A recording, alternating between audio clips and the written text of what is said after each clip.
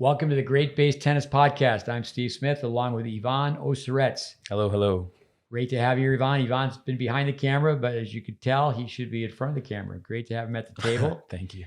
Let's do this first. We're going to have him tell us a little bit of what he thinks about Wintergreen, Virginia, Wintergreen Resort.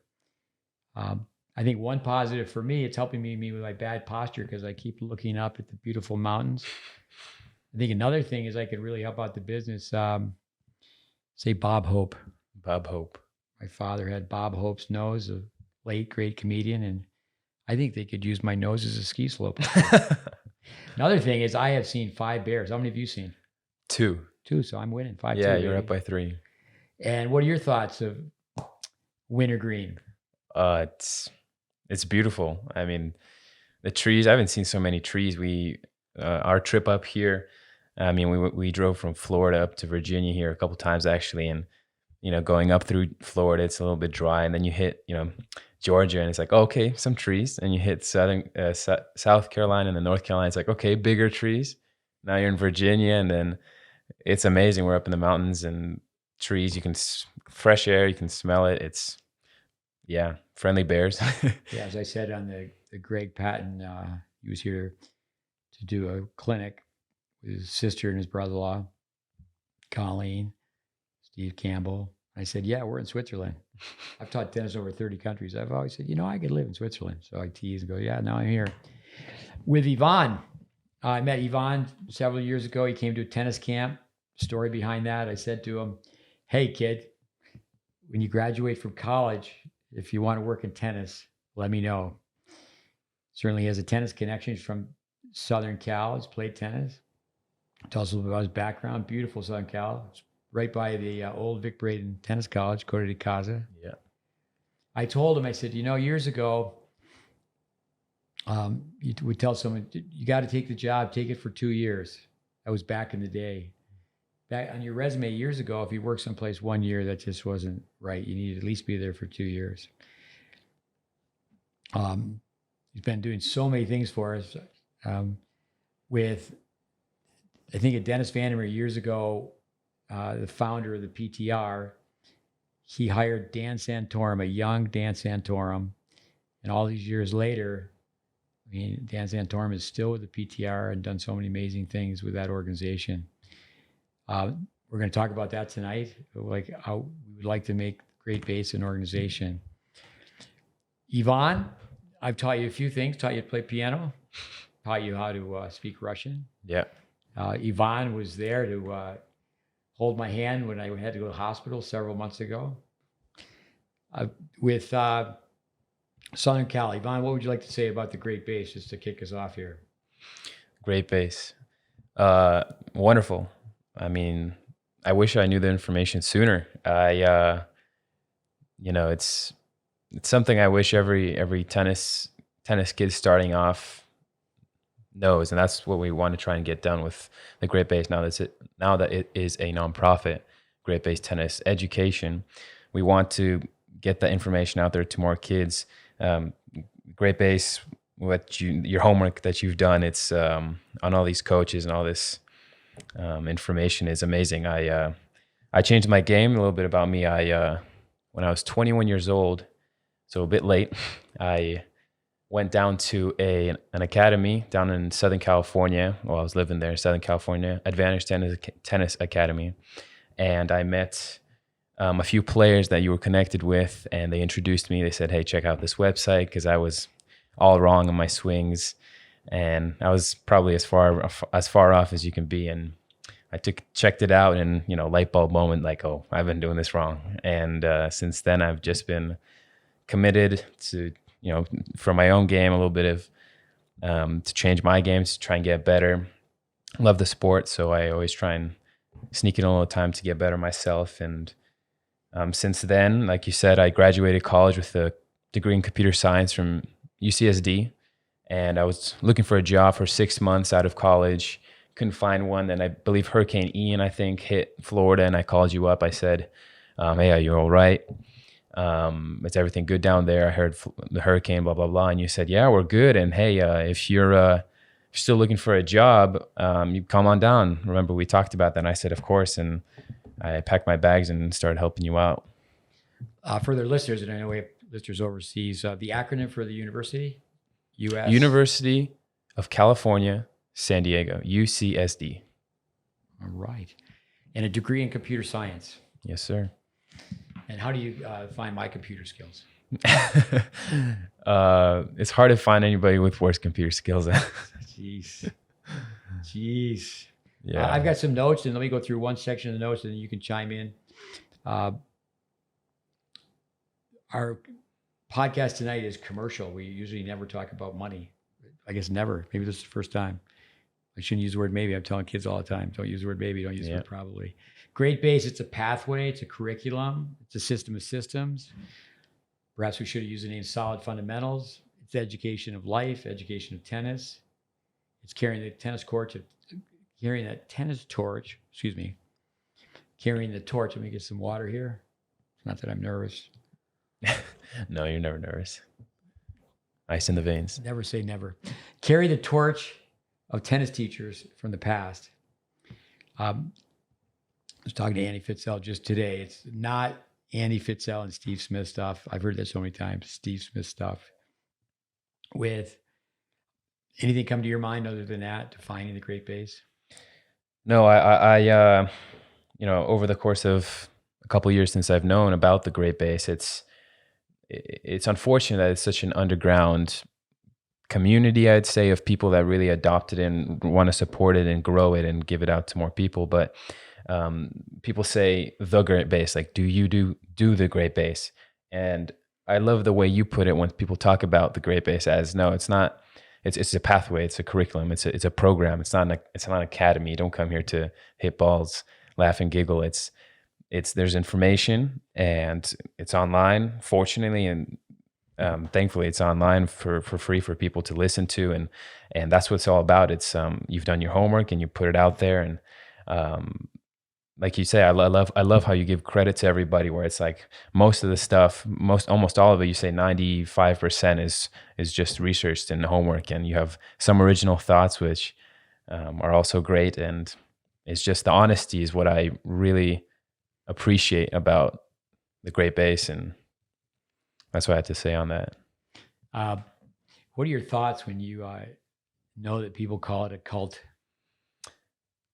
It's unfortunate, but I can't say I can't see where it's coming from, where players, and I've heard you speak to this, where people come up to you as parents sometimes. It's like, we're at tournaments and we see this one player, and then you come up right up to him and you say, Steve Smith, and boom, and they just know you based off of the way you swing at the ball. And I love how you say how that's actually a negative towards tennis overall, because that just means that it's taught so many different ways. And when you bring up such analogies to different sports like golf, and you've been getting me into golf a little bit. I was a one sport wonder where I was just tennis, and you've been, trying to get me to branch out. I've been watching golf, and it's amazing. I mean, golf, basketball, just the first two things in my head.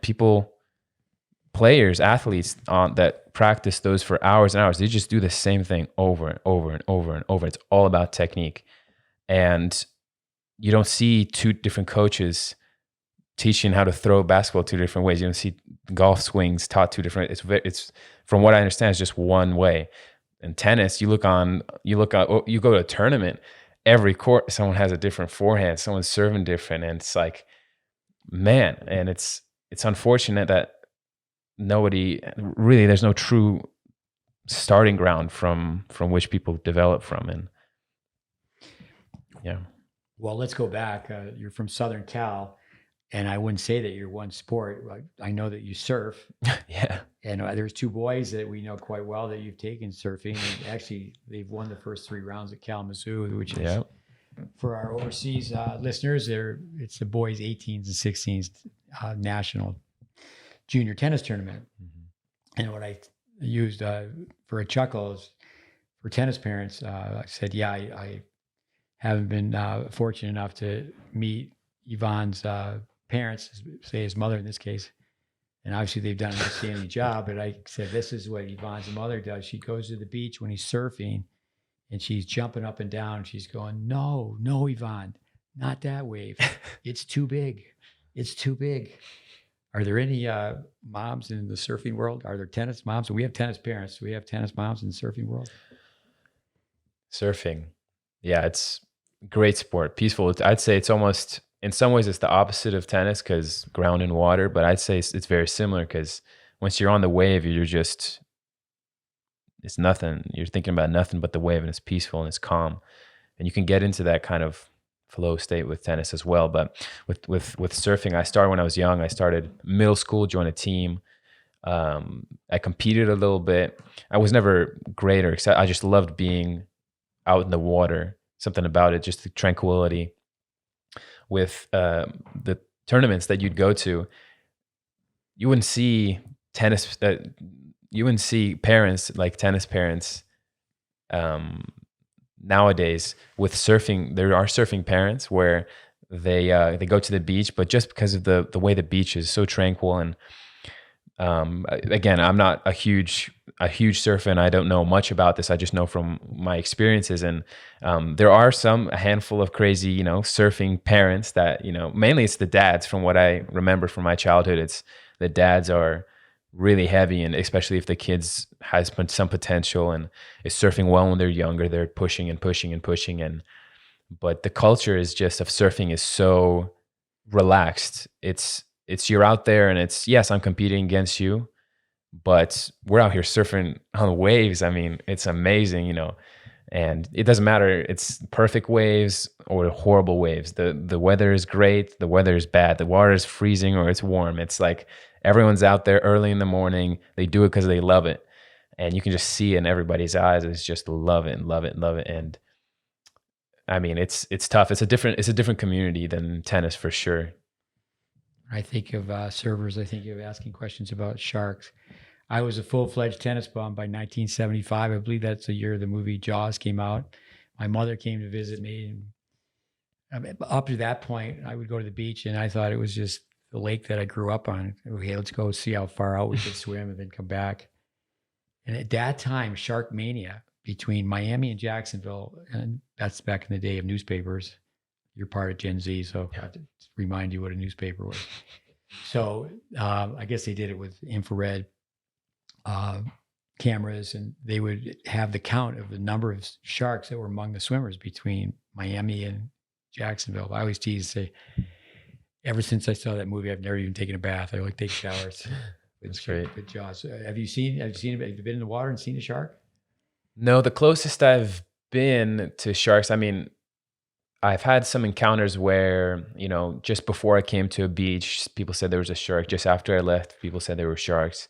Down in Dana Point in Southern California, there's often great whites just swimming off the coast. And what they do is they know when the season comes around and when they're going to be hanging around the coast, and usually when it's a bit warmer water.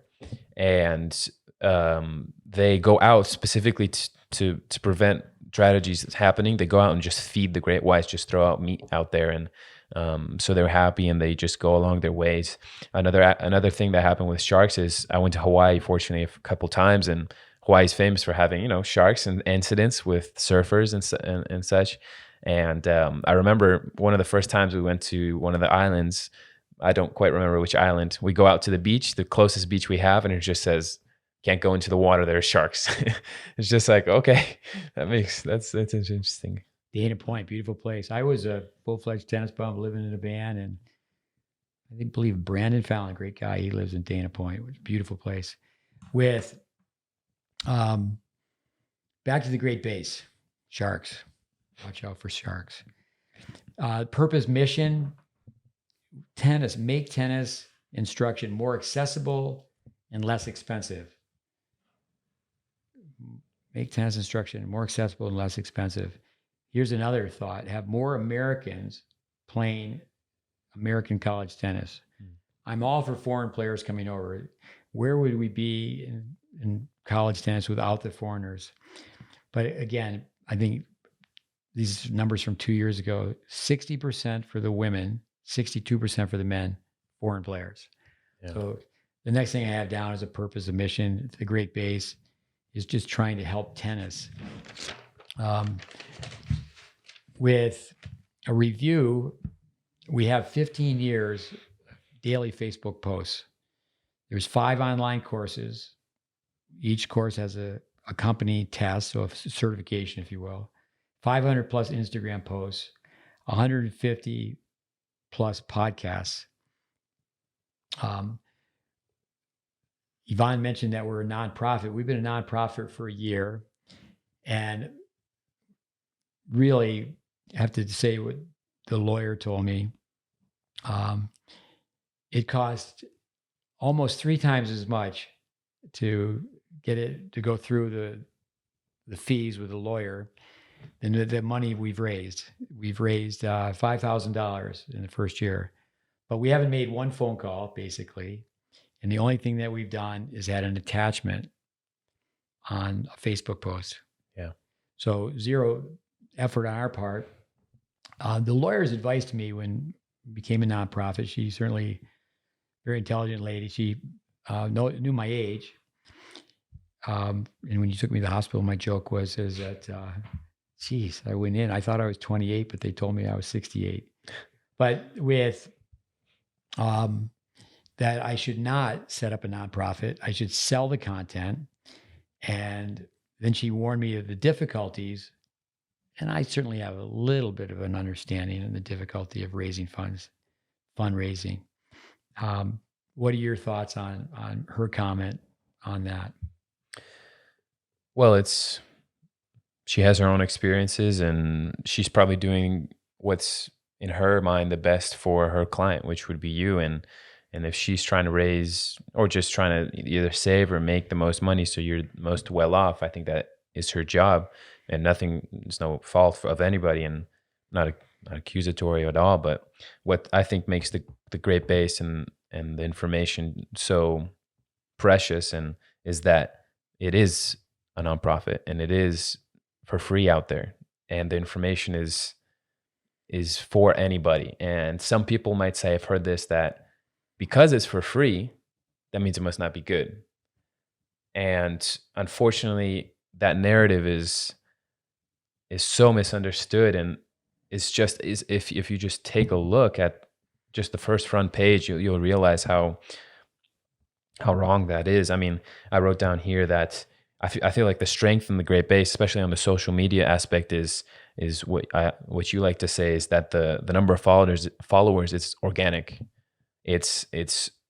We haven't paid for a single advertisement. All the followers, everyone that follows our content, it's because they know, it's word of mouth, and people just know and trust and understand. And that's what's great about it. That's what I think is why it's a gem. And I think you made the right decision, obviously, or else I, don't know where I'd be here. But I enjoy being here. I enjoy trying to make GreatBase better and provide more, like you said, more educational content out there and spread it online.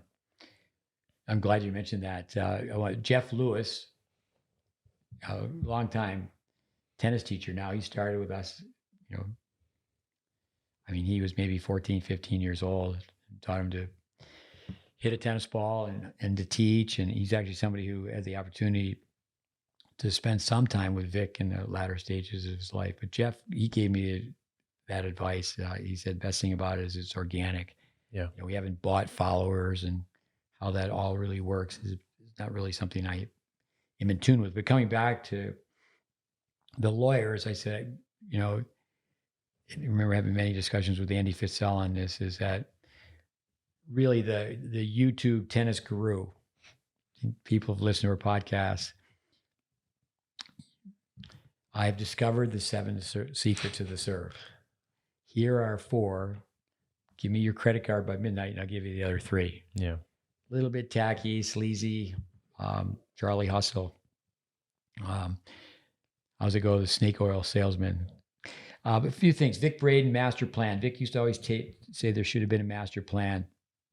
And I was, so flattered that, he's telling me, using the pronoun, this is what we should have done.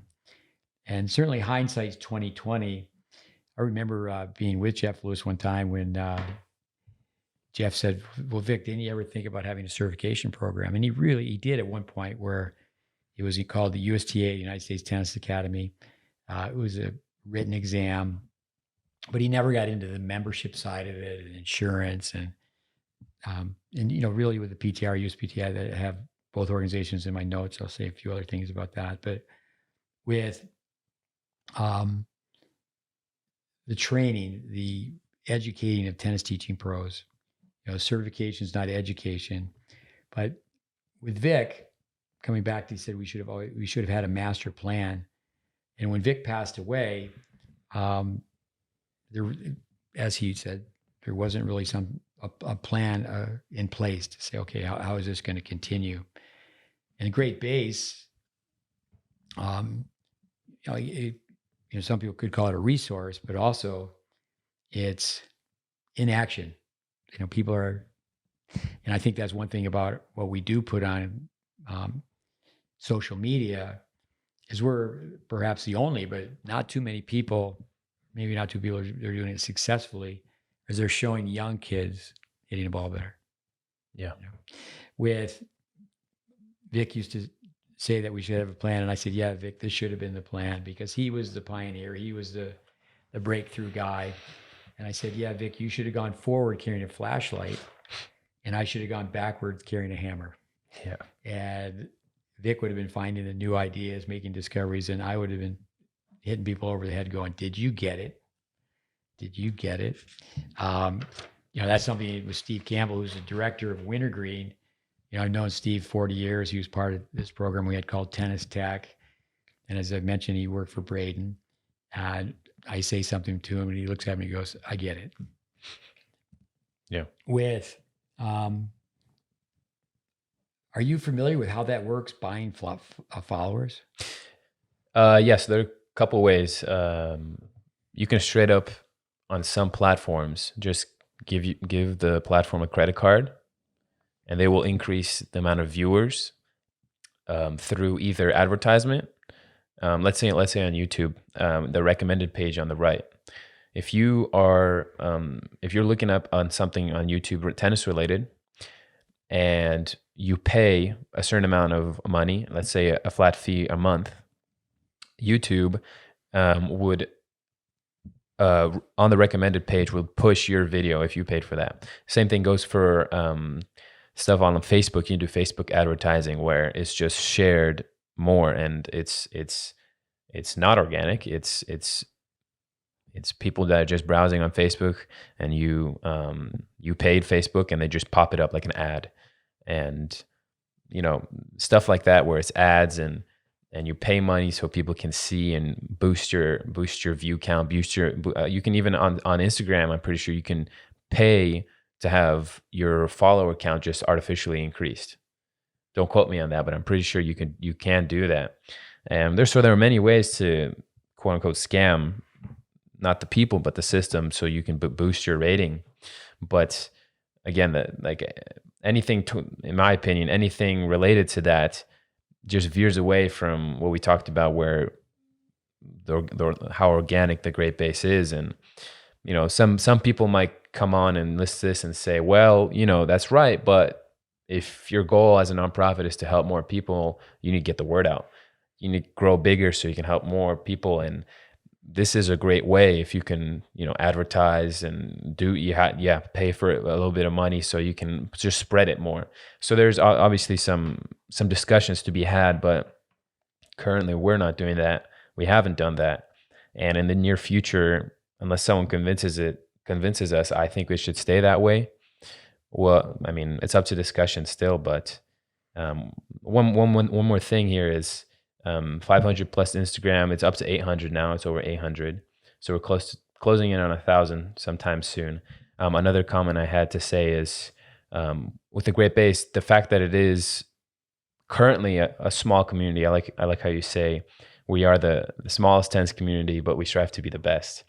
And with people that do support the GreatBase and the organic following that we do have, when you meet somebody and they know the system, they know the program, maybe their kids have gone through it and they really adopted it and understand it, you feel like there's a connection, a sense of connection, a sense of community that is just formed instantly. It's like just through you as a coach, through other coaches that you've coached, and it's just amazing to be part of. And just from the lens of someone on the outside who hasn't been with you for that long, let's say I've known you for maybe just over 2 years. As somebody on the outside, as a lens, I'd say maybe I'm still a newcomer. It's amazing. Like you meet somebody, oh, you know the pro, you've been in the West, oh yeah, and you start talking about the strokes, and it's just a connection, and it's amazing. It's this community that's just been formed, and circling around to, if we pay for advertising and stuff like that, might be shown to the wrong people. And not saying that it's bad, it's just that spark might get lost, and it could stay there if you just keep it organically growing, just word of mouth and getting bigger. But that's just my opinion. No, let me circle back on a couple of those comments. It's great. We were just, Yvonne and myself at dinner, because we had canceled the summer at Wintergreen. We do have some people visiting. We had 5 players and between 2 other coaches, so 4 of us, 4 coaches. And actually with Yvonne, he does so many things off the court. Compliment, Steve Campbell has called him a Swiss Army knife. He called you what did he call you? Just a really sharp knife, scalpel. Scalpel, hatchet if I have to be. Hatchet. With, the velvet hammer. But he also uses the term butter knife too. So that could be like, okay, just one dimensional, and there's nothing wrong with that. This is what you can do, but you have a skill set where you do windows and floors and everything in between. But I think that also comes back to the term cult. At the dinner table, we had people from Utah, people from Texas, and then Quebec. And then it's generational. Like, how did they get here? We haven't advertised. Yeah, it's just amazing. It's just the phone and the email and So it goes way back. Here's something that I shouldn't say, perhaps, but Andy Fitzell, he's a good kid. He wouldn't do this, but he came up with a great idea. He said the tennis teaching professional is 90% male. I shouldn't say this because somebody will do it. He said what should happen is that people should have women wearing bikinis and they're demonstrating great strokes and they're teaching. So that's great. That would be a way to have a larger following. Coming back to building the community, we're not being political. Maybe sometimes we've come across where we've been politically incorrect. We're not edifying. Playing the name game. I mean, that's amazing how that goes on. You're great, I'm great, we're all great. Yeah. And with no internet networking, a lot of these tennis teaching internet gurus, they exchange emails, masses of emails. You give me your emails, I'll give you, and here's a percentage if they have the technical skills to do that. I would say one thing is that we need to be more critical. We haven't been critical enough. Dave Fish, a guest on our podcast, longtime Harvard coach. And then for a long time, he had a lot to do with the UTR. And then for personal reasons, he resigned from the UTR. But he told me a long time ago, he even said, you should call your program Consumer Beware. That's great. Consumer Beware. And so what we need to do is take some, it's done with movies, it's done with this, that, and the other thing. I mean, certainly it's done with political candidates, is that someone will, in our world, we could take someone who has an Instagram post on the backhand, forehand, and say, okay, let's go through this. Yeah. And why, critique a little bit, velvet hammer. The high news, take the high road, not necessarily the road, but the low road, but does it make sense? Yeah.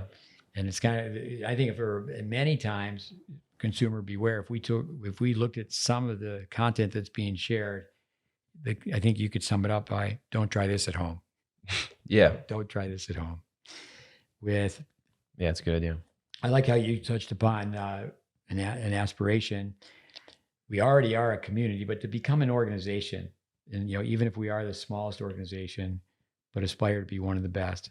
Along that, a side note, I said this previously on a podcast, I want to come back and add to it, is I really strongly feel, of course, it would be a biased opinion. We like to stay away from opinion, but what we've assembled, the homework, what's been compiled is better than the USTA, the USPTA, and the PTR in this country. And why we feel so strongly about that, it's the pillars. It's being able to take the science from Braden, the balance from Van Horn, the progressions from Vandermeer. Stats, Jackson. Oh, yeah, the different pillars. And I encourage all young pros coming up to join these organizations. I'm a lifetime member of the USTA, 40 plus years. I'm still a member of the USPTA PTR. I was a tester with both organizations. At one point, and I don't know if the record still stands, but we hosted the world record numbers for testing. We would have over 50 people. We did it year after year for a while. But with that, our program can be used as a supplemental program, or it could be comprehensive. With at one time, one of these organizations, they offer points, educational points, and I said, well, okay, I'd done it before, but many times what happens is leadership and employees change, and okay, we got to go back and again, my work has been on the court, basically in the classroom, on the court, not trying to build a business through the internet. But with that, one of the organizations, I said, well, we need to go back and to have our point or our program count as continuing education. And they got back with me and they said, okay, but we want a percentage. I said, well, it's for free. And they said, well, we'll have to get back to you. Yeah. And I said, well, what do you mean? You have to get back to me. It says, will people get, there shouldn't be dollars involved in you're giving something away for free. Yeah. So yeah, we want to remain free. For example, I know that some podcasts have a private podcast. Well, if you pay fees for this, and again, with what do I know about it? But understand that you can have a private Facebook page, and you can monetize in many ways. A lot of the ways that people generate revenue from podcasts, but people make a full-time living just doing podcasts, and they do it mainly from ads, and they have sponsors and partnerships. And this podcast hasn't had one.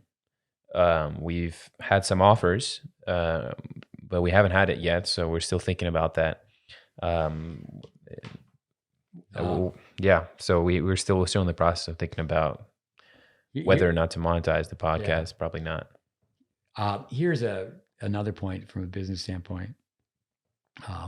A young player that we spent 5 years with, and he's in quite a few of the educational clips we have, and it was just really based on timing. Is that we certainly going back to Dave Fish, we should film every day.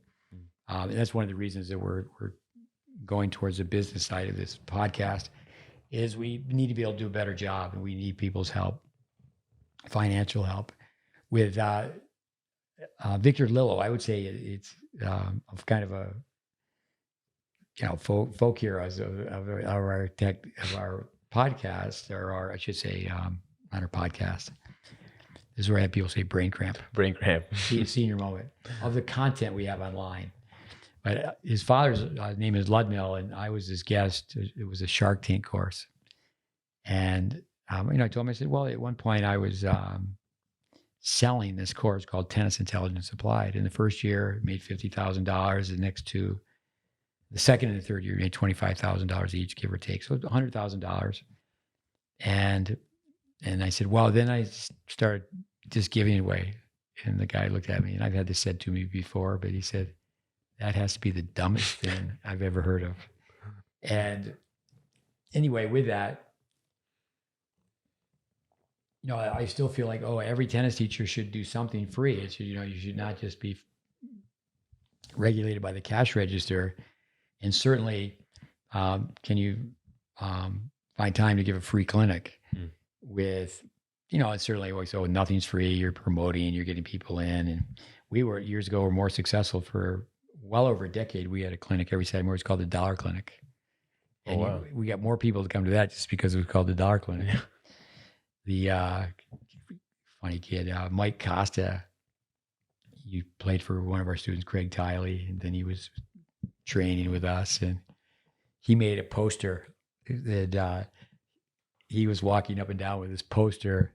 It basically said, it should be 75 cents. It should be, the poster read, it should be 75 cents. And he was walking up and down going, it should be 75 cents. It should be 75 cents. With a goal, though, is if we could have people, the magic number would be $10. If people would make, and certainly people could contribute more. But if we got 1,000 people, and we should be able to get 1,000 people, especially if you go back to generations before, decades before, the people that we've worked with. And the people we've worked with know, many people, they certainly know, if they live tennis, they just know that so many young kids coming into the game, and it could be, for that matter, adult beginners, they're not getting a good start. Yeah. They're getting bad information. They're being misinformed, misinformation, bad information. But if we had 1,000 people at $10 a month, that'd be $120,000 a year. Let me go through thank yous. And I would say the thank yous would be endless. Just on my own standpoint. You go back to family and friends. You go back to lifelong experiences. We talk about the 8 pillars, but in that course, tennis intelligence applied, which needs to be redone, needs to be improved upon for sure. I know a number of people now will call it 2.0, TIA 2.0. Yeah. But it's more than just the 8 pillars. In just that course alone, we mentioned over 100 pros. There's something about the tennis intelligence applied I have here in my notes is the 2.0. It's so many corollaries you can from the different stories I've heard you give, and you said that the tennis intelligence applied is kind of like Vic Braden's book Tennis 2000. It was remade from Tennis for the Future, and they should just you said this. They should just re-release it, or excuse me, you heard somebody say this. They should just re-release it and just make the pictures new and newer pictures, and it should be done the same, in my opinion, for tennis intelligence applied. The court's still 78 feet long. Nothing's changed, so all the information is still good. It's just on that topic is we should remake it because some of it was made, I believe, 15 years ago, and the quality isn't the best on some of the videos. It's not as consistent throughout some of the videos, and I've talked with some people, and just the quality of that course in particular turns people off, unfortunately. And if we can remake it, and there's so many things with that is. If there are 365 videos in the original tennis intelligence applied, and there's so many ideas that go with that, and that we can produce with that, such as like Instagram stories, for example. 300 every day, you just post one because they're short, they're a minute long. Some are longer, some get up to 15 minutes. So you just make a clip out of that.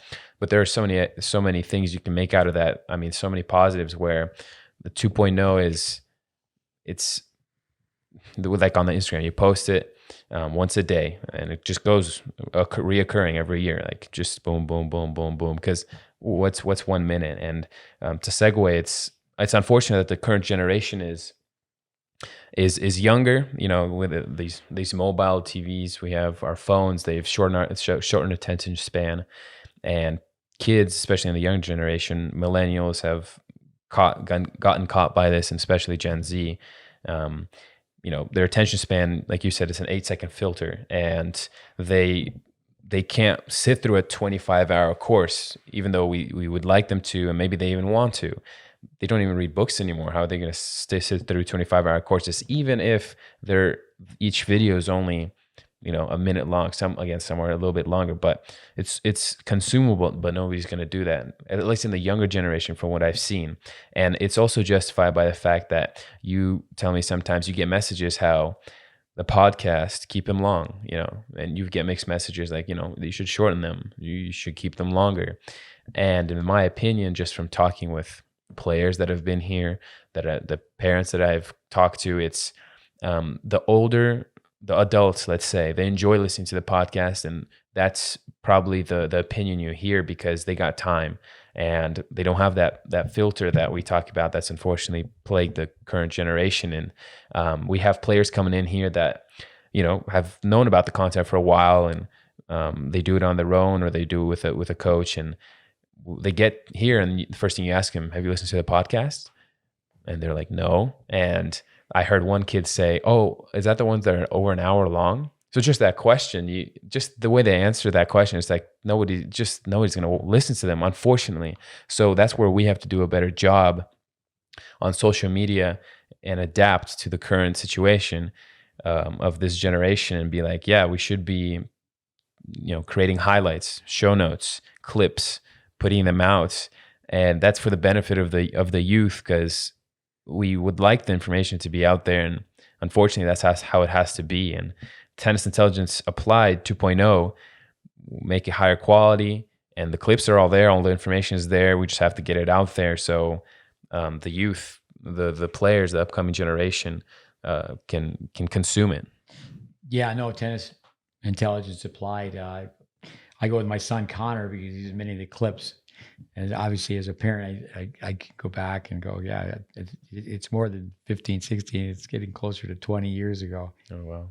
But you're so articulate. But one thing is, it's, I guess I could say, hey, young guy, I'm going to correct you on this. It's not the adults, you said got time. They make time. The juniors, I mean, that's one thing we're always asking about is screen time. How much time are they on? But no, at 100%, it needs to be shorter for a certain audience. With, I think, and Andy Fitzgerald did a great job with these Instagram posts, and we have to go back to that, short and sweet. Mm-hmm. You need to put it in time capsules where, when people come here, we just need to do a better job. What do we want to do? We want to do a better job at what we're doing. Is how fast we teach tennis. I mean, the team was just here from high school team from Pennsylvania. It's transformational. Chris Conrad brought a group in, and we have it all documented on film. Yeah. This is how you hit the ball, and 4 days later, this is how you hit the ball. And people hear me keep saying the same thing. Yes, guys, the boys team, the operation was a success, but the patient may die. The idea came from Dave Secker. I think it's very important to go, where'd that idea come from, and make it a story. So I told Mike McLaughlin that, and Mike McLaughlin and I, we talk to each other all the time. He's SIB. He's a smart Irish bastard. Mm-hmm. You may have to audit that. I'm the DIB. I'm the dumb Irish bastard. And we were on Vic's staff at the same time in California. And what he's done from that one idea is he's contacted Bill Bruns, who wrote Braden's Tennis for the Future, then edited Tennis 2000. I think maybe he did all of Vic's books. There's only maybe 5 or 6. Mm-hmm. And so I'm scheduled to be on a podcast with him, and we've got it going where 2024, and that's when Vic first started showing up on PBS. He had it was the 4th TV station. It was ABC, NBC, CBS, and then PBS. They had no commercials. The public broadcasting system, PBS, and Vic did these 1-minute commercials. So the idea is that here at Wintergreen, where they have the facilities to host it, they have a 50-year Vic Braden reunion. Mm-hmm. But at the same time, to say, oh, okay, Vic is the Christmas tree, but we have all these other ornaments. And so our critics were saying we're one-dimensional. And this has to be mentioned again, is that Vic's first book was Tennis for the Future, and he was controversial at that point. Well, you close your racket face for topspin. It was a 180-degree swing. Shake hands in the backswing, shake hands in the follow through, penny on edge. And with all that criticism towards tennis teaching from the past, at least people were trying to teach. There was a ready position, there was a unit turn, there was a backswing, there was a contact point, there was a follow through.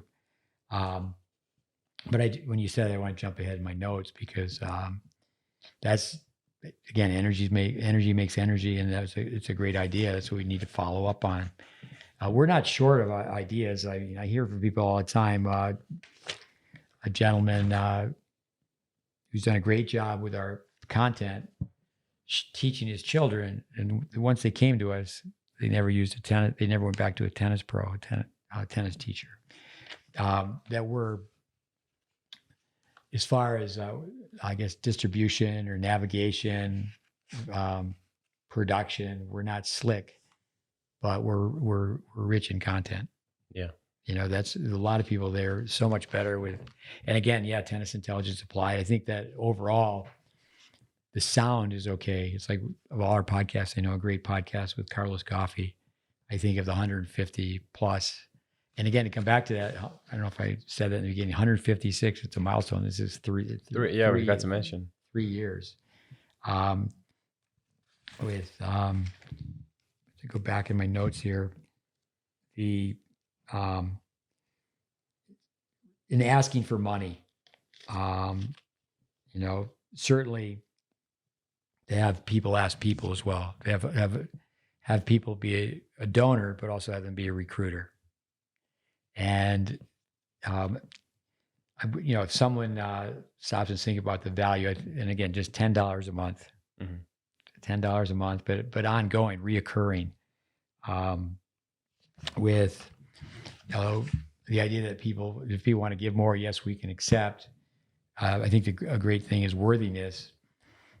And repeating myself, we strongly feel that the content that we share is worth $10 a month.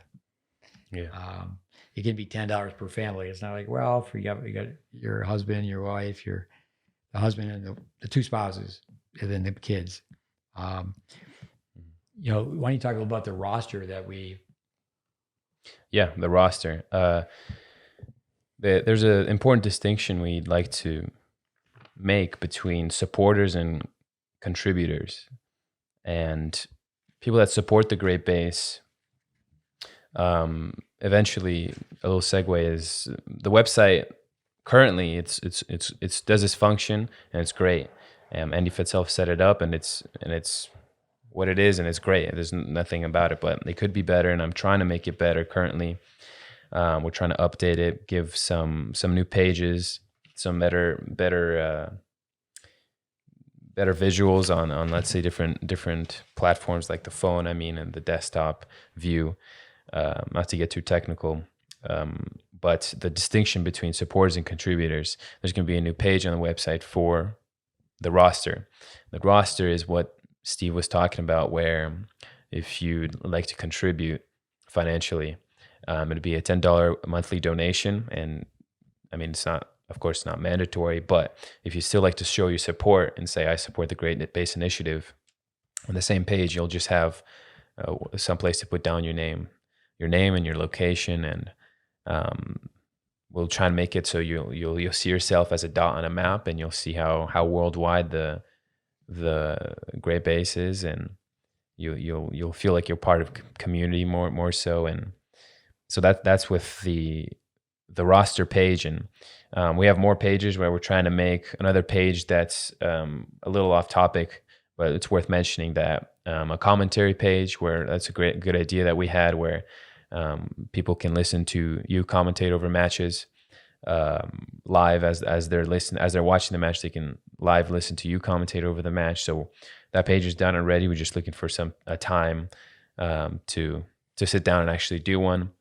So yeah, we're working. It's in progress, but with the rosters, is something you wanted to add, Steve? Well, one thing with the TV, Brian Wilson. Not Brian Wilson of the Beach Boys, but Brian Wilson of Illinois Tennis, who spent time with us years and years ago. He called me out of the blue and said, well, the match is on TV, and at that time, he had the know-how on how to do it, is to actually commentate. And certainly we could do that with a couple others, but, I think that would be great. I'm drawing a blank. I do this more and more. Senior moment. It is a real thing. Name who comes to your mind in this country is a wealthy person.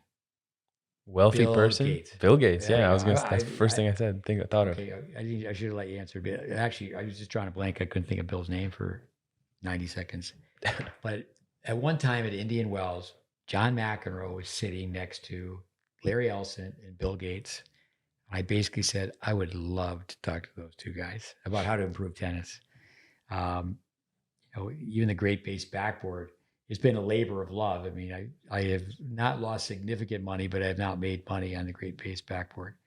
Um, but at one point, it was like, wouldn't it be fantastic if Larry Ellison, you know, said, okay, I support the GreatBase initiative. And then more kids can have that upward back, the 45-degree up, the upward angle of a swing. When I think of billionaires, Rob Krychek taught me this. If you take a $100 bill and you stack it up 3 feet, it's $1 million. $1 billion goes higher in the Empire State Building. Tennis really needs, I mean, the GreatBase, it certainly could, in a dream world, have the help of a Larry Ellison and a Bill Gates. And then I could say, yeah, we could do this and we could do that. But I think asking others to help. Dennis Vandermeer, what an amazing guy, the late Dennis Vandermeer. This is back in the heyday of the tennis boom. And, I can remember, we mentioned it the other day on the podcast or the other week we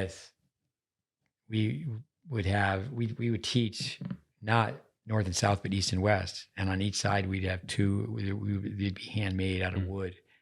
And we would have, in fact, the coach from Konstantinos from Greece said that's what they did at his club, and little kids were playing mini tennis. Oh, wow. And, the USTA at one point, they had this mission to have 36-foot courts, and all this money was spent. And this, to me, I think the idea has gone away. It's obsolete. And, the old tennis coaches just play from service line to service line. Yeah. But yeah, as I said to have, so Dennis, you're back in the day in the 70s, his pros would have to call 5 people a day. You have to make 5 phone calls. I can remember having, the pros working for a corporation, and I went and I said, okay, and they allowed me to take this large room, and each pro had a portable desk. They had their own locker, an office locker, and in that was a Rolodex. And they had to carry a certain clipboard, like when a police officer stops you and gives you a ticket. There's not a clipboard like this, but yet to call people up. And I think that most people would not hesitate, people that have been part of the GreatBase, and go, yeah, it's worth $10 a month, and then ask other people for $10 a month. Certainly we don't really have the time. I just still in a position where I'm going to have people come and work with me, teachers, coaches, players, parents, because it needs to be work in progress. When you have I don't want to be a talking head. When you have people come and you're going to talk to them about teaching tennis, it's best to have some examples there of people that can really hit the ball. We mentioned Vic Braden as being our cornerstone, number one pillar. The information, the most information. He probably in his day was the most misinterpreted tennis teacher. And it's unbelievable that to me that the tennis court is 78 feet long, and the string should face where the string should face at the point of contact. But Kids for Kids, I think that's a big cornerstone of what we do. I've got down community service, book reports, show notes. We could come back and talk a little bit about DMP, which was a great effort, but we really didn't have the funding because it was all done for free. And then the pandemic interfered with that at one point, because a lot of coaches, that was their livelihood during the pandemic. So we really backed off on it's the DMP. We can talk about that. What are your thoughts on Kids for Kids? Yeah, Steve. So with Kids for Kids, recently we had the organization GreatBase Tennis Education certified under a government program called PVSA, Presidential Volunteer Service Award, and it's basically given a status given to nonprofits such as ourselves that can accept the volunteer hours from kids, from people in high school that are looking for volunteer service hours. And it's great. I mean, we had a couple students already utilize that, and they give out awards, and I've heard it's great on applications, and that's not an incentive, but it's more of a call to where, if kids want to contribute and at the same time gain some volunteer hours, like you mentioned, show notes, highlights from previous podcasts. And so Kids for Kids, it's, kids helping other kids as making these show notes, going back to podcasts. So they're learning themselves, finding these highlights, finding these clips, and then sharing them. And that can be done with a couple other things, not just a podcast. So that's great. That's a great opportunity, something we should get on for sure. With our social media, we haven't really used kids, maybe occasionally first name, but not first name, last name, and not kids holding up trophies. That's great, but at the same time, we rather have film of kids helping kids. Yeah. With, certainly if people are into the GreatBase, we have all sorts of stories where our students and our students have held up trophies. Go ahead. I was gonna say I was moved by if you guys haven't seen the Facebook post that was posted not too long ago. It was Coach Petrus from South Africa, I believe. He sent this video to us of this 10-year-old, I believe. And I mean, it's a 12-minute video, and it just went by like that. And I'm like, it was at the very end. I mean, this 10-year-old kid that was just doing these, I mean, this form is amazing, and it's inspirational. It's just no other word to describe it, but amazing. And at the end, he's teaching another kid, same age. And it's just, that's what I feel like that's what the GreatBase is about. It's just, certainly. If anyone has seen that, sorry to interrupt, you should definitely see that video. It's on the Facebook. We'll probably post it again. It's a 12-minute video, so I can actually share it on Instagram, and it's plus not my video, but not our video. We can ask Petrus to send a link and stuff. So I'll try and get that out there more, because more people need to see that. Well, and one thing about Petrus is that he's giving us credit. Not that we're looking for a thank you or a pat on the back. I know Andy Fitzell for several, a solid 2 years anyway, maybe a little bit longer, was putting out an Instagram post every day. And then a lot of times people were saying, okay, I like that, but then they're reshooting it. I think the term is bootlegging it. Yep. And then putting the same content up as their own. Yeah. And that's okay. I mean, it's still sharing. One of our trainees, Raleigh Grossbaum, a young guy who his computer skills are a little better than mine. And he said one time, he goes, no, GreatBase, the word is getting out. He goes, you're not getting any credit. So it comes down to the underground. Yeah. And congratulations to him. He was just named the head coach at the University of Idaho. Interested in showing kids, helping kids. Now, years ago, Vic Braden, and I've said this before on our podcast, Andy Fitzell, other than Melody, spent more time with Vic than anybody his last 10 years of his life. And they had junior tennis ambassadors. And certainly that could be something, if we raise enough money, that could be possibly returned to the table. But Vic's was about knowledge and about science, and his idea was really in the classroom. To take science and even elementary kids is, and tennis teachers need that. What are the variables for topspin? What makes the ball rotate this way? But our world with teaching kids is more, the merry-go-round makes the ball rotate like a Frisbee. The Ferris wheel makes the ball rotate like a bicycle tire. And really, it's simple. It's on court. And it doubles the learning, and it should be a way to make tennis less expensive. And that's where it comes back to what you mentioned about community service. And we realize that tennis players with competitive goals, they don't have that much time. They got to worry about their GPA, grade point average, their SAT or ACT, the Scholastic Aptitude Test. Yep. And then also their UTR. But there is time. You can make time. Coming back to the question on asking kids about podcasts, I'm not asking that to every kid, but, we recently had someone that we've known for 6 years. And they get all A's. They've had all A's. I mean, they're just Renaissance kids, and they can't answer questions. So for me to say, okay, you have a very high tennis IQ, there's just different levels of the GreatBase. and to have a conversation with someone, and we go, where do you get 34 feet? And they have to know 82 and a half, and they need to know 65.9, and we round off 82 and a half to 83, but 65.9 to 66, that's 17. The ball goes one way, 17 comes back the other 17. And the true mathematician, myself on Tennis Intelligence Applied, there was a few mistakes for sure, because Mike McLaughlin, he watched it, and we didn't catch it in the editing. I said 69.5.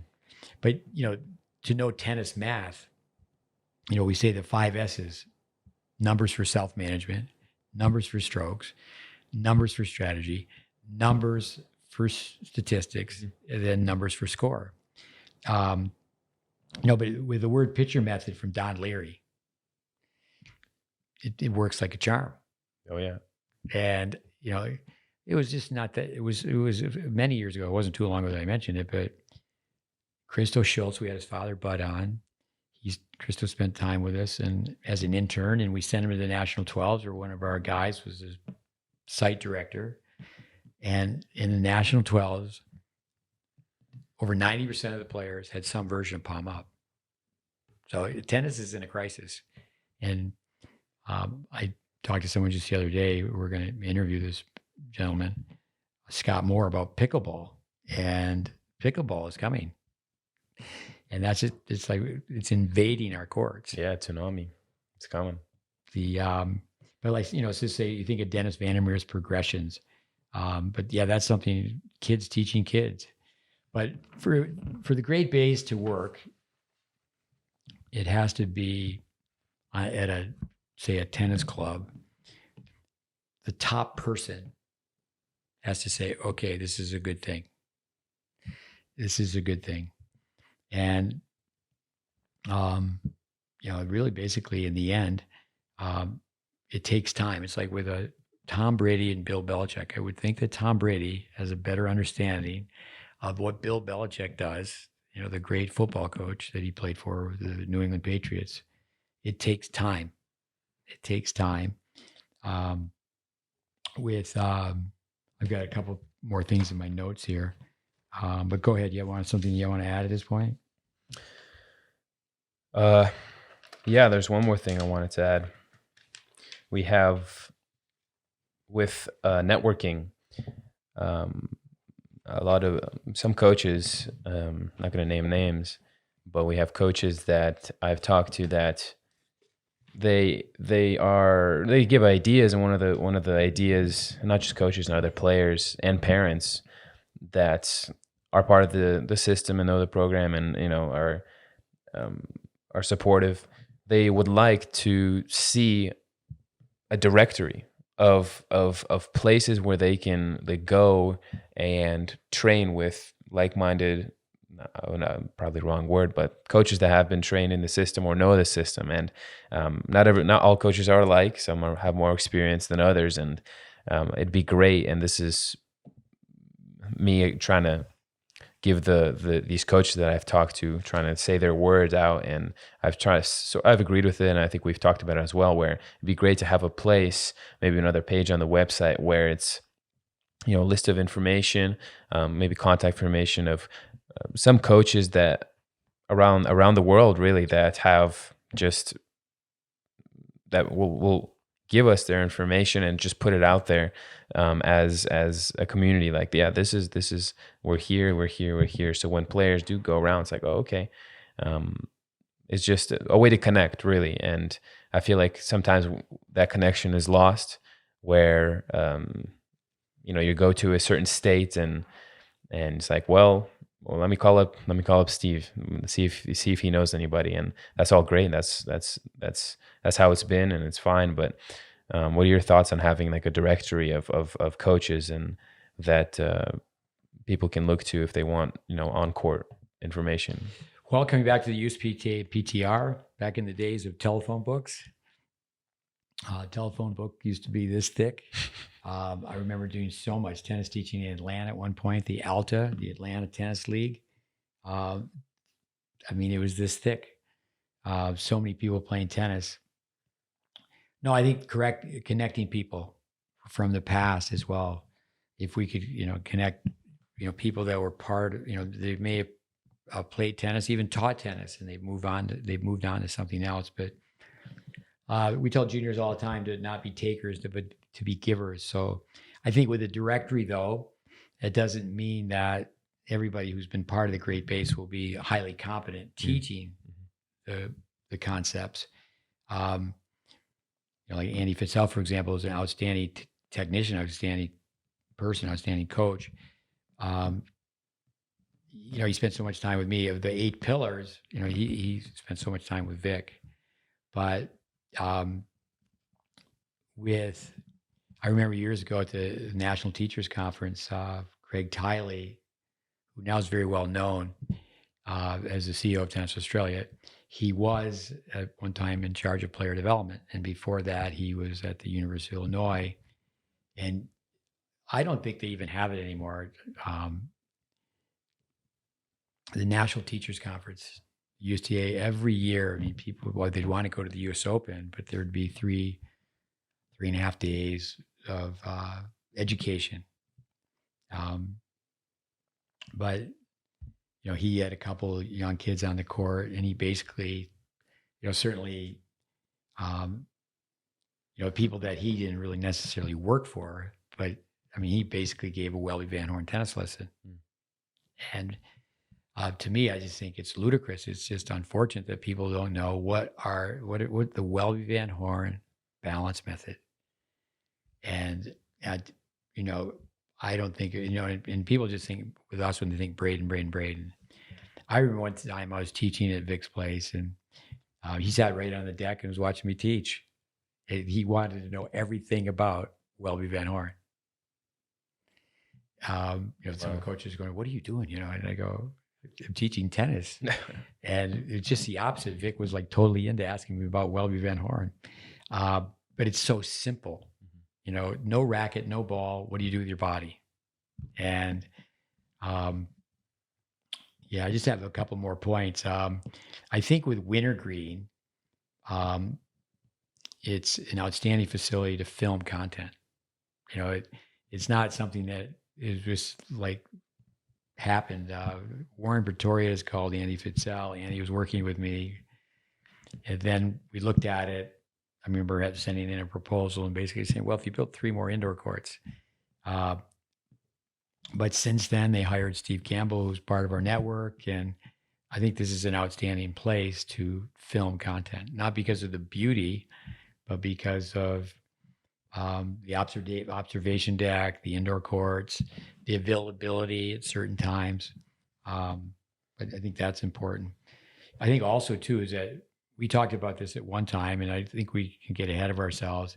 I really thought with Tennis Intelligence Applied, 365 clips, what should have been done, or what I would have liked to have done, is had 365 different pros make their own clip of that. So you just talk about bootlegging and copying something. Yeah. We would have wanted them to, because and I don't really like the credibility side of tennis. Credibility means you're believable, doesn't mean you're truthful. There's a college coach here right now. He has one of his players here, and we're teaching him, and then the coach said, Steve, why don't you just tell him about some of your players and what they've done in college tennis? And we don't usually do that. Yeah. Say, oh yeah, let me tell you about this guy who was number 1 and this guy was number 1, and those stories, where that's so much how tennis works. I mean, to me, that's just a total turnoff. It's to me, it's disturbing. Yeah. But just 2 more points for me is Jim Klein and Mike McLaughlin called me up the other day, the International Tennis Hall of Fame. Jim, he really deserves so much credit for knocking on doors and making phone calls and filling out forms, paperwork to have Vic be nominated. They called to inform me that I've been nominated, and Jim Klein, with the help of Mike McLaughlin, and they called, I don't know if it was 50 pros or whatever. They called a large number of pros from what they told me. And they have a category called Builder. Now, I was shocked, and I think so a lot of people would be shocked to know that I would be nominated, because the International Tennis Hall of Fame is basically about pro tennis. It's just about pro tennis. like say, for example, the Basketball Tennis Hall of Fame, it's just not players from the NBA. There's college coaches and high school coaches and such. So no, certainly I was honored and it was emotional. But what I'd like to say about that is, I mean, some people would just say it's laughable. And I think that when people hear about this, I think literally hundreds of people will nominate hundreds of other people. No. But not many people have built tennis coaches, and tennis Yeah. coaches build players. Mm. But I do think that in some of my students, I think of a guy named Rafael Fontamora from years ago, or Craig Tiley, mentioned him. If people got involved in pro tennis or college tennis, then their work was measured. Mhm. But if you're just teaching juniors, your work's not measured. Yeah. You get a junior player up to a certain level, then they go to college, and it's a system that cuts the coach off. But You're a humble guy, Steve. I wouldn't say it's laughable. I think it's well deserved from where I'm sitting. I think it's great, and congratulations. It's amazing. no, well, thanks. I think I think it's realistic. A few years ago, there was 9 women, Billie Jean King and the 8 other ladies, I believe it was, that they formed pro tennis by accepting, I think, from Gladys Heldman, $1 for they just took $1, and because years ago, women's tennis, they were really second fiddle. But I do think GreatBase Tennis as an organization, especially if we can get financial help and do a much better job, it's by no means is there a magic pill, there's a magic wand, but a grip of a lifetime. To have a start in tennis where you don't have to unlearn. Yeah. To have a good start. And why would people stay with a game? We need to have a movement to tennis players need to be told, if you learn this way, you're going to be a whiz kid playing pickleball. So with that, I just think as a group of coaches working together, I'd say that typical is not the right word. Every day is not the right word, but a normal setting for a tennis teaching pro, they have to, they're concerned about going to the grocery store. They got to pay their bills. Is their lesson book filled? And I do think that if the GreatBase became more of an organization and people knew more about the history, the depth, the meaning behind it, it's substance, it's not sizzle, that collectively it could impact the game. For sure. I do think and Arthur Ashe said, you can tell a Welby Van Horn student from a mile away. You can right now tell a GreatBase student from a mile away. Yeah. And they may not be the kid who's winning the tournament. I've only coached so many kids who can palm a basketball, stuff a basketball, and I'm at this almost 50 years. So, but in the game's in trouble. You look at what's happened with high school tennis. You look at what's happened with doubles, one up, one back. You look at it, it's a money grab. What does it really take? The consumer, I use the term Dumb and Dumber, from the movie. That was a dumb lesson, but it was even dumber that someone paid for it. And I think last thing to talk about is, people would want to know in fundraising, what are we going to do with money? I think you're working lots of hours, and if someone wanted to call me and ask me what you're being paid, I have no problem with that. Because we're still working around the clock, but private tennis teaching, my private tennis teaching has funded anybody who's worked for me or worked for the GreatBase. But basically the goal, I think it's a great goal, is what we want to do is do what we're doing, but do it better. It's not that expensive to share content, but when you think of filming and editing, and I can go on and on about different ideas. And there's people that have raised there's people that have generated, not raised fundraising dollars, but they generated a lot of money through internet education. Mm-hmm. Get name pros, give them as much as 70%. And, we're the largest economy in the world, 330 million people, plus tennis, the game is international. So there's big money that's being made via the internet. I think it's 34 years old now. Braden used to say, and it's so true. So much bad information is going out so fast. There's many young pros. I say, pros, and they're 35 to 45 years old. Some that are younger, they really haven't even taught tennis. It's a consultation. Mm-hmm. They haven't been like a Van Horn, a Braden, a Vandermeer, and others, where they have actually. It's kind of like if you're going to fly an airplane, teach someone to fly an airplane, you should have at least flown an airplane. Yeah. Can you imagine people? I've got this internet program. I've never flown an airplane, but I'm going to teach you how. That's where we are. I mean, it's not bad. It's real bad. Why don't you talk a little bit about what we're going to do with the money? We'll go on vacation and we'll go to the beach. Yeah, we're going to buy a private jet. We're just going to make it choose a color. We're going to fly it. You're going to teach me how to surf. I'm going to teach you how to surf. That would be unsuccessful. No, surfing is fun. But with the money, just increasing the quality and quantity of the content that we're producing, quality in terms of things like tennis intelligence applied in the near future, hopefully. Things like we didn't touch base that much on the DMP program, but we'd like to revamp that, maybe start that up, and that does require some funding it has to be done well, or we'd like it to be done better. Just keeping funding for just keeping the GreatBase operational, because with being a nonprofit, there are some funds that need to be set aside for just keeping it a nonprofit. So I'm trying to keep on top of that, and all these ideas that we have are great, but they need to start going. They need to start being executed, and money makes the world go around. And maybe that's the wrong saying, but it helps.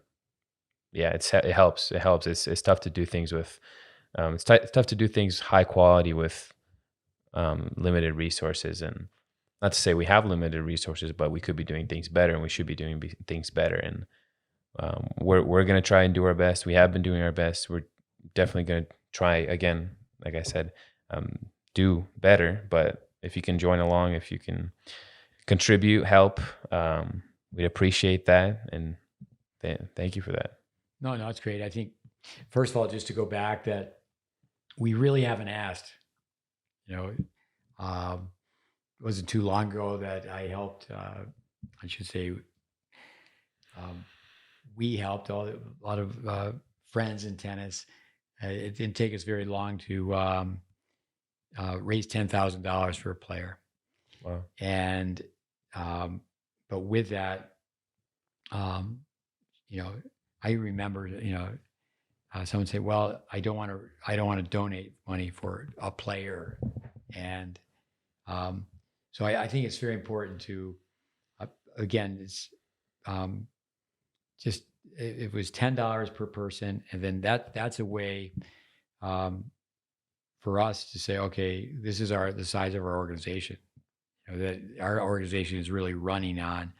And granted, there could be other amounts, but yeah, we're not short of ideas on what to do with GreatBase. Coming back to Dave Fish, he told me a long time ago, what you should do is just have someone film you the entire day.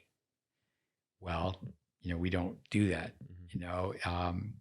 but we're in a situation where there's some indoor courts and there's a balcony, and okay, we got to get wired for sound and do certain things, and but then just to take that and then break it down, because people don't have time to watch it, 6 hours of practice, 3 in the morning, 3 in the afternoon. Yeah. It's just, again, there's many outfits. It's called education, and they're reaching all sorts of people. They're simply doing a much better job than we have, and they have the funds, the manpower to do that. But it's really sad that, again, just coming back to, the different pillars that we have, it's, there's things in tennis that are becoming a lost art, but there's also, I could say, well, like a Vic Braden's in the Hall of Fame, Harry Hobbins in the Hall of Fame, Dennis Vandermeer's in the Hall of Fame, with treasures, American tennis treasures. I mean, Mr. Hobbin was Australian, but it needs to be more than a memory. It needs to be more than history. It's not the past. It's to be activated through action. And we have to have, it's not just, again, young kids, but anybody who wants to get involved in the game. Years ago in America, and that's something that I think is not as big as it used to be, is Little League Baseball. Mm-hmm. I mean, I never really was connected with baseball, but I played baseball. I mean, if I had to look like a baseball player catching a ground deer or catching a pop fly, never really could hit. I think one of the reasons I had a glove is that as a forward or a defenseman in hockey, when you play street hockey, you'd always want to be the goalie. And it's like, okay, and you wear, back in the day when you'd be a goalie, there's always a baseball glove. And it's like, okay, I'm the goalie. And people are just, 10 feet out, slapping a tennis ball at you. And it's like, no mask. And you're just like, okay, I'm going to be able to get, you block it on one side, you catch it on the other side. But the idea is, I'd like to thank everybody for where we are. I mean, we do have, I've said this for a long time, we do have a lot of things in place. Say, for example, someone goes to see their accountant. How does it go for an accountant? Perfection is a minimal standard. Yeah. So we go to see the accountant. We don't have one shoebox. We've got two. And you have all these papers in the shoeboxes. And I always said, well, one piece of paper says credibility. Another piece of paper says science. Another piece of paper says network.